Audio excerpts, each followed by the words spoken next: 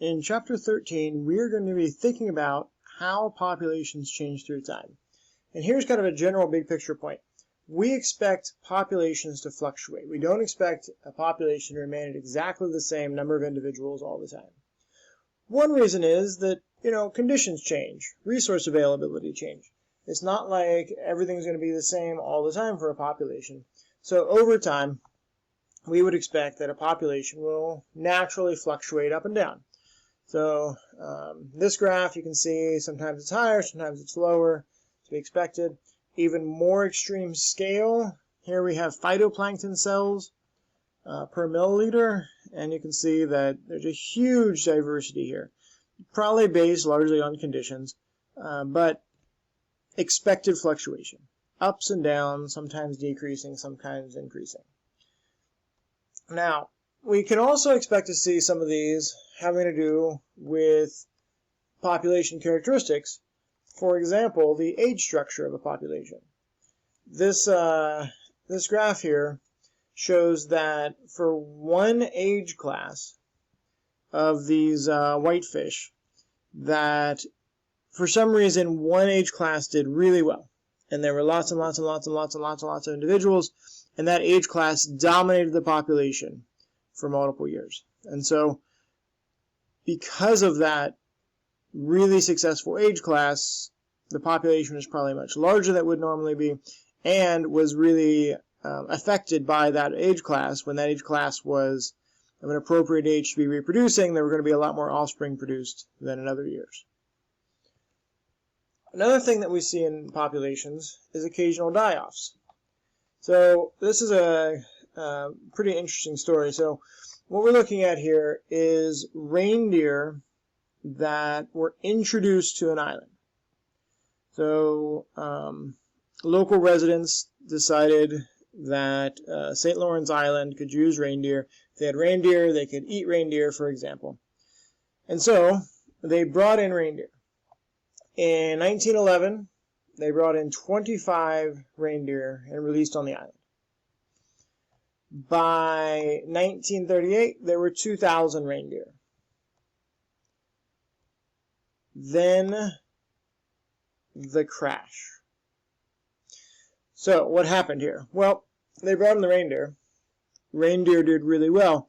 Reindeer eat primarily things like moss and lichens.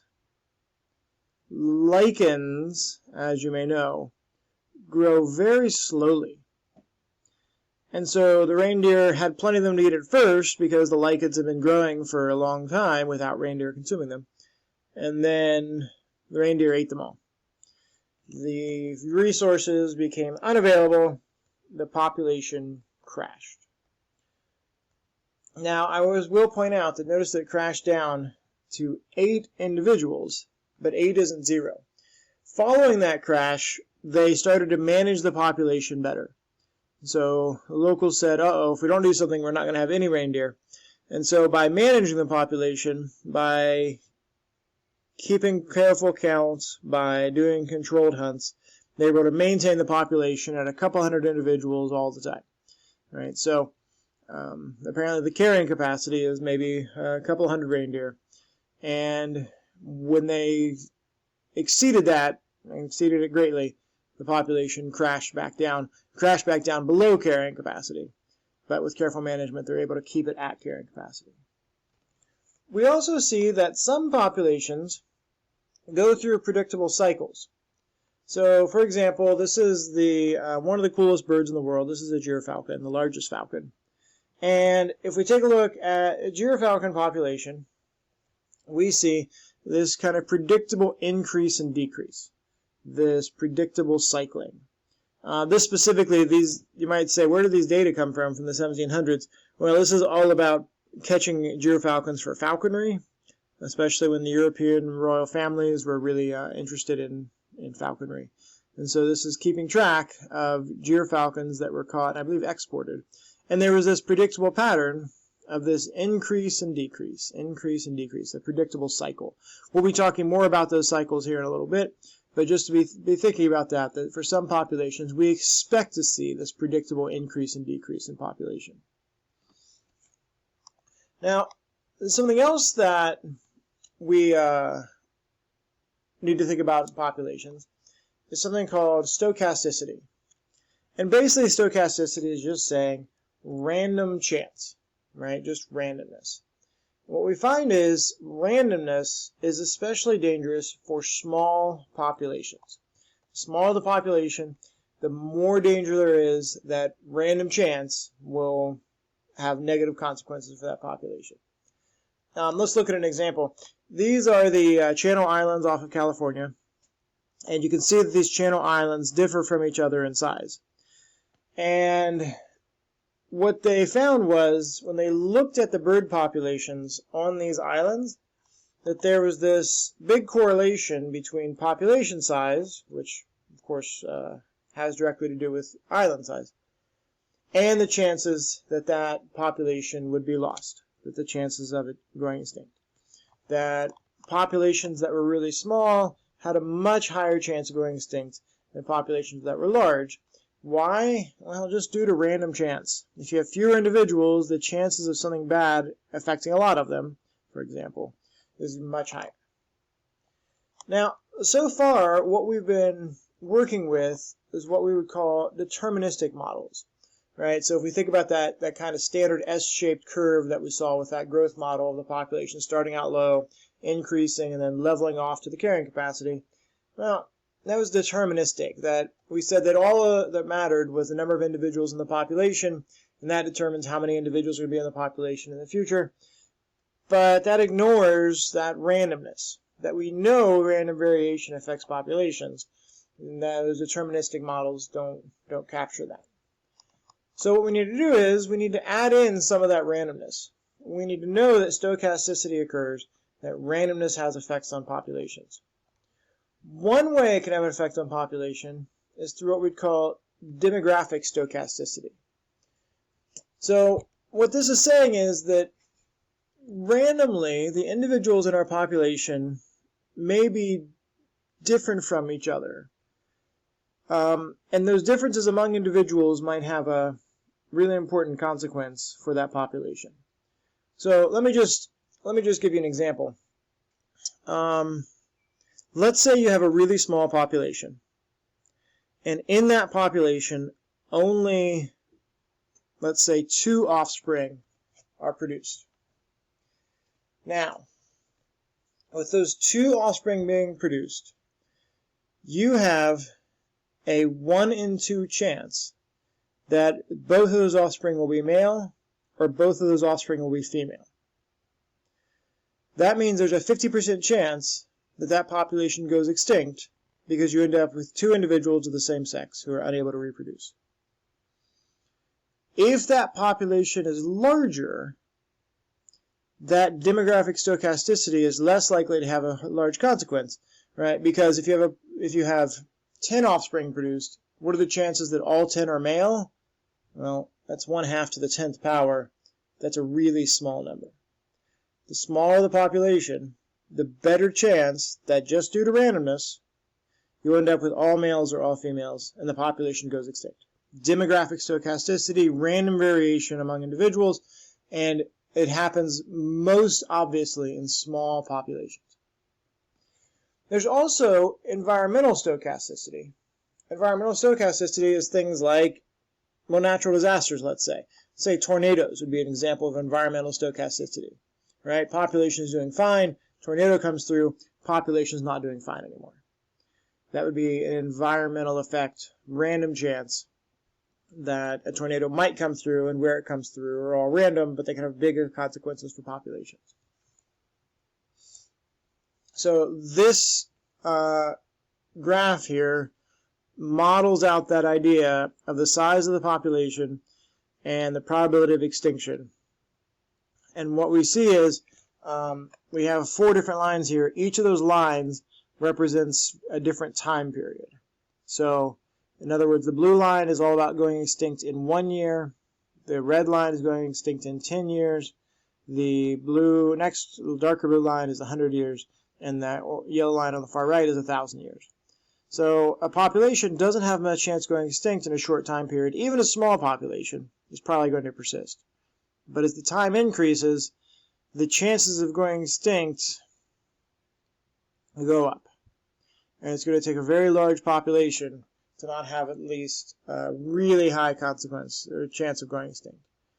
That if you're a population of only, let's say, 100 individuals, your probability of extinction ends up being pretty high if you go for long enough. Alright, so knowing this, knowing the dangers from demographic and environmental stochasticity on small populations, we have to ask, well, how do we save small populations? What do we do when we have a population that is small, and we know it's small, and we know that there's a good chance it's going to go extinct due to randomness? So let's look at some examples. Kind of famous example, the black-footed ferret. If you've taken any of Dr. Matthews' classes, you might have heard about black-footed ferrets because she studies them. Black-footed ferrets have this sort of interesting life history where they require prairie dogs. They live in prairie dog burrows, they feed on prairie dogs, but black-footed ferrets are also really susceptible to diseases. Diseases like canine distemper, sylvatic plague, can decimate black-footed ferret populations.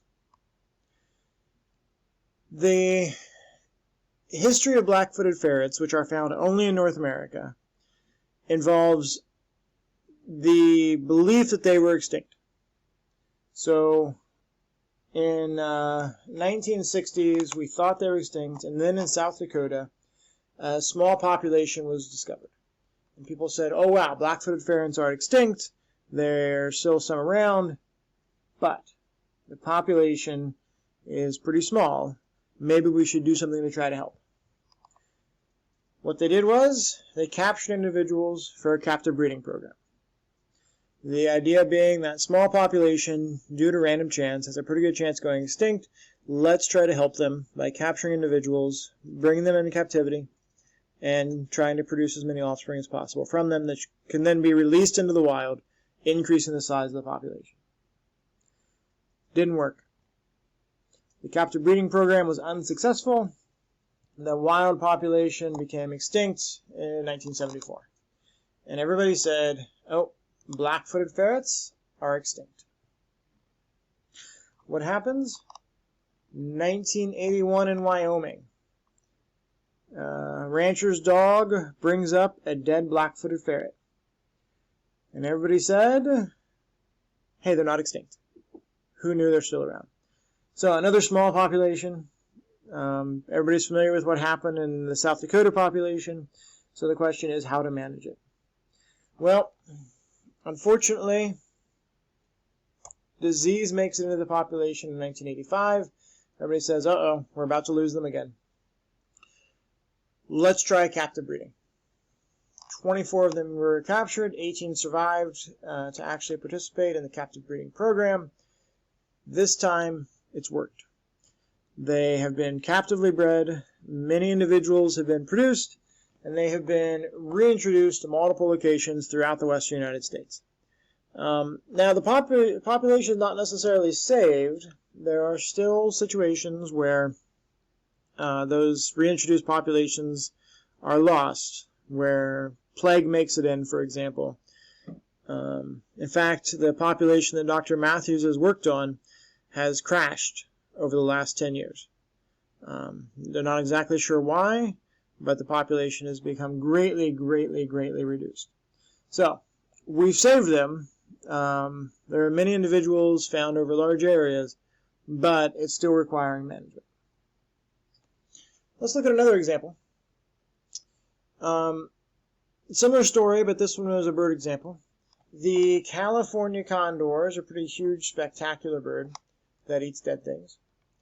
The population of the California condor was negatively affected primarily from lead poisoning, also from people shooting them, but lead poisoning was a large driver of the drop in the California condor population. So much so that by 1987 there were only 22 individuals left in the wild.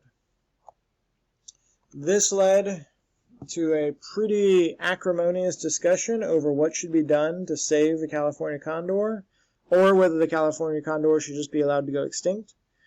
what their best course of action was, that maybe if we left them alone, they would recover. Maybe we had messed up and we should just let them go extinct, or maybe we should try to intervene and save them. There are still people to this day that think we should have just let them go extinct. There is a lot of hard feelings in the conservation community over this entire project. However, it was decided that they would be captured for a captive breeding program. All individuals were captured. The California condor became extinct in the wild. The captive breeding program has gone relatively well. By 1992, they were releasing condors back into the wild. It didn't go perfectly smoothly.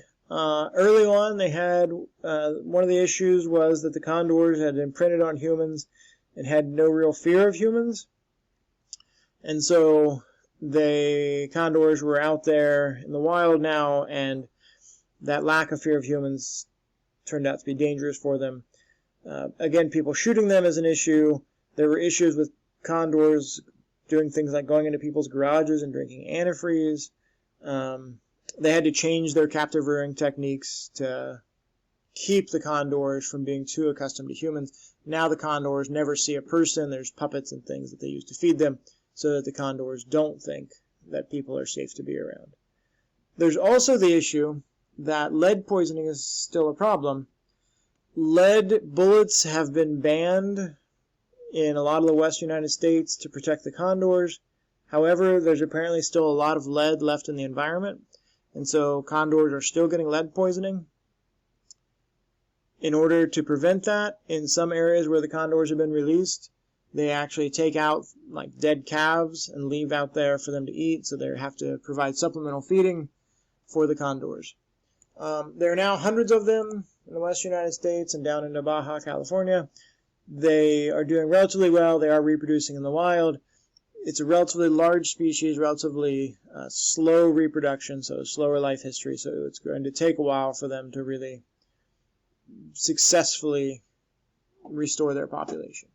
But it seems to have worked for now, at least. Alright, that brings us to Chapter 14, Predation. Predation is probably one of the things, at least when I think about ecology, predation jumps out at me. Maybe that's from watching too many nature documentaries. My picture here, actually the picture may not exactly be predation. This may actually be a scavenging situation. So we've got that chinstrap penguin, obviously mortally wounded. I would guess it's probably been attacked by something like a leopard seal maybe. But then we got this skua who's just standing there waiting for the penguin to die, and then it will consume it. Let's talk about how predation affects populations. We know from experimental research that it is possible for predators to reduce the size of prey populations. That predators do have effects on the populations of the species that they eat. There was a study done where they looked at these little small islands, and these islands either had or did not have lizards. And then they looked at the number of spiders being prey for the lizards on the islands. And what they found was that, the islands with lizards had a lot fewer spiders than the islands without lizards. That apparently the lizards were having a pretty significant consequence for the prey population. They were reducing the prey population by eating the prey. We've also seen some examples where non-native predators have had some pretty significant consequences for prey populations. So one of the most famous examples, unfortunately, is the brown tree snake. Brown tree snakes were unintentionally introduced to Guam. They had pretty serious consequences for the birds that were living there. Most of the birds that were living there were evolutionarily inexperienced with predators like mammalian predators or reptilian predators. A lot of them just made their nests on the ground, And so the brown tree snake found easy prey, resulting in the extinction of multiple species of birds that were endemic, that is to say, found only in Guam, were wiped out by this non-native predator. We've also had the opportunity to see the consequences of releasing mesopredators from the consequences of top predators. So here's what I mean by a top predator. So let's imagine we have something like a wolf is our top predator. And then we have another level here that maybe we have something like a fox. And then down here we have the prey that they might eat. So let's say something like rabbits. In many areas of the world, we have reduced or eliminated the populations of the top predators. And so we have taken the species that are really numerous and are the species that are the top predator, like a wolf in this example, and greatly reduced their population. When we do that, that has the consequence of what we might call mesopredator release, that these intermediate level predators populations go up dramatically because the top predator is no longer there. That sometimes then has the consequence of causing the prey populations to decrease dramatically. Sometimes this counterintuitive effect is the exact opposite of what we try to do. In this example, one of the plans might have been that if we get rid of the wolves, we'll have more rabbits to eat, right? The wolves are competing with us for rabbits, and rabbits are a species that humans like to consume. And so let's get rid of the wolves so there'll be more rabbits around. Well, what ends up happening, we get rid of the wolves, and that results in a mesopredator, a middle-level predator, increases in population to the detriment of the prey. Right? So we know that those predators are having those effects, direct and indirect effects, on other predators and on prey populations. We can also see the effects of herbivores on populations. So let me give you an example here. This is a picture of prickly pear. This prickly pear was introduced, I believe this would be Australia, was introduced and completely took over. You can see that the ground is just covered with this type of cactus. And makes the area, I mean, you know, obviously you're not going to go hiking through there. Probably your cattle or sheep are not going to be grazing in that area. And so they said, wow, this prickly pear cactus is really a problem. We really need to do something about it. What if we bring in something that eats the prickly pear cactus? Specifically, a cactus moth. So they went to the area where the prickly pear cactus had first been taken from to be introduced to this area.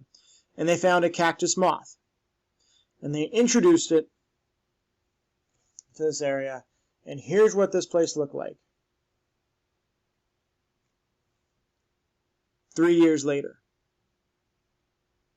Right? I want you to think about that. 3 years later, this was the effect of the herbivore on this population of this cactus. That basically destroyed it. Gone. Complete change. Not even recognizable as the same place hardly, because of the huge effects of those cactus moths from eating the cactus.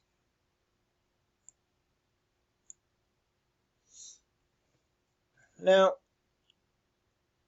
one of the places that predators have pretty regularly been implicated is in the population cycles that we talked about before, right? Those predictable patterns of increase and decrease. There's been a lot of discussion as to why those patterns would happen. And predators are a common area where people suggest that they are driving those predictable patterns of increase and decrease. In ecology, the most famous example of that pattern of increase and decrease is with the snowshoe hare and the lynx. So, lynx eat snowshoe hare. And we have this long-term data set of lynx and snowshoe hare populations. Now, this data set comes from the fact that both lynx and snowshoe hare are trapped for their pelts. And so these are data from trapping, from number of individuals captured for lynx and snowshoe hare over the course of, you can see, multiple decades here. And you notice this pattern, right? That we'll start with the hares here. So the values on the y-axis on the left here are thousands. So 40,000, 80,000, 120,000. The green line is the number of hares. So we see this increase and then this decrease, an increase and then decrease, an increase and decrease, increase and decrease. That there's this cycle for the population of the hares, going up and down and up and down and up and down. And if we look at the other y-axis, this gives us our number of lynx. So many fewer lynx, but still thousands of lynx. And the population cycle, up and down, up and down, up and down, up and down, up and down. And also notice that it seems like the lynx population cycle is a little bit behind the hare population cycle. Right? That there's a little bit of a lag here. That the hare is up and then the lynx is up a little bit later. Alright, so this population cycle has resulted in lots of speculation, lots of suggestions as to what could be driving it. We're going to talk about some of those suggestions, a lot of the thinking that's going on over the years to try to figure out why those cycles would happen and why those cycles would seem to be happening kind of in concert with each other. The first of these is some people have suggested that maybe there's some sort of physiological rhythm, right? That physiologically, let's say hormone levels, for example, maybe increase and decrease at a sort of a predictable cycle. And that really what we're seeing here are those predictable increases and decreases in hormones from year to year that is driving the increases and decreases in the population of the lynx and the hare. One possible argument against this being a physiological cycle is that there's not an obvious mechanism to get those synchronized between the lynx and the hare. Why lynx and the hare have the same cycle of hormones increases and decrease when they're two separate species. So one suggestion, but also one argument against it. There was apparently a serious suggestion that maybe what we might be seeing is influenced by sunspots. Now, I don't know if you're familiar with sunspots. Sunspots are these areas of increased solar activity on the surface of the sun.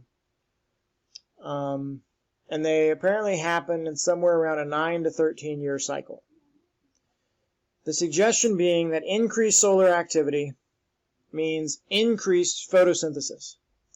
Increased photosynthesis means more food for the hares to eat, so the hare population would go up. More hares means more food for the lynx, so the lynx population goes up.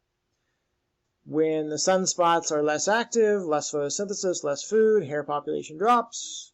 Less food for the hare, less food for the lynx then. Lynx population drops. So sunspot cycle. Interesting, interesting. There's also the suggestion that maybe what we're seeing here is really all about the hare. That maybe what we're seeing are natural population cycles in the snowshoe hare, that the hare is consistently increasing past its carrying capacity and then dropping back down, and then increasing past carrying capacity and dropping back down. That over and over again, increase and decrease. And that the hare population would go through these cycles even if there weren't any lynx around. The lynx population is just getting kind of drug along by the hare population. And so it's really about the population dynamics of just the hare, and the lynx is is just the species that eats the hare and gets influenced by how many hares there are. There's also then the suggestion, well, maybe this is all about the predation. That maybe when the population of the hare goes up, that means there's more food for the lynx. More food for the lynx means more lynx. More lynx eating hares means that the hare population drops. Means there's less food for the lynx. Means the lynx population drops. That it's this predation is what's driving the population cycle. There is the issue, however, that it's maybe not just the lynx that's involved in predation.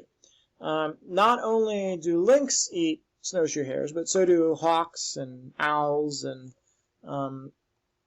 other sort of raptorial birds. And so how would they fit in then if it was predation driving it? Do the populations of the raptors increase and decrease too? All right, well, this is science, right? So we got a bunch of competing hypotheses to try to explain why we see this pattern. And in science, then, we need data, we need evidence. In this case, we need an experiment. An experiment to try to figure out what's going on. The experiment that was done was an exclusion experiment. So they took an area and created an exclosure. An exclosure, it's like an enclosure, but it excludes things. So take an area, surround it by fence, make sure there are no lynx within that area, see what happens with the snowshoe hares. What they find? Well, if you exclude lynx, this thing that's still killing snowshoe hares is still predation. Right? So apparently those raptors are probably pretty important, and that it's not some other consequence that's reducing snowshoe hare populations. It is still predation that's driving the deaths of snowshoe hares. It's not like they're running out of food, right? They're not starving to death. It's that they're still getting eaten. So another experiment was then done to try to kind of answer this question once and for all. And here's what they found. They found that it is about predation, but not in the way we would normally think. It's not necessarily that there are a lot of lynx eating snowshoe hares. It's that when there are a lot of predators around, the prey experience a lot more stress. Right? In other words, they are having to hide, they're fearing for their life, they are under such a high predation pressure that it makes their life so stressful that stress results in reduced reproduction in the prey. Less reproduction in the prey means fewer prey for the predators to eat. Fewer prey means fewer predators. If the population then of predators drops, that means there's less stress for the prey, and now more reproduction for the prey. And so we have this predictable pattern of increase and decrease in the prey population, which then has this predictable pattern of increase and decrease in the predator population. It also makes sense that there's this little bit of a lag period, that the predators are a little bit behind the prey, right? Because a really, really good year this year with lots and lots of prey to eat means that more offspring are produced this year, more offspring are surviving for the following year. And so it takes a little bit of a lag, a reproduction lag, a gestation and rearing lag, until we see that effect in the predator population. And so the predator population gets higher, the prey experience more stress, that population drops, the predator population then has to drop also, because there's just not as much for them to eat. So it is a predation-driven cycle, but it's not necessarily just eating them. It's largely about the stress that the predators cause on the prey, resulting in decreased reproduction.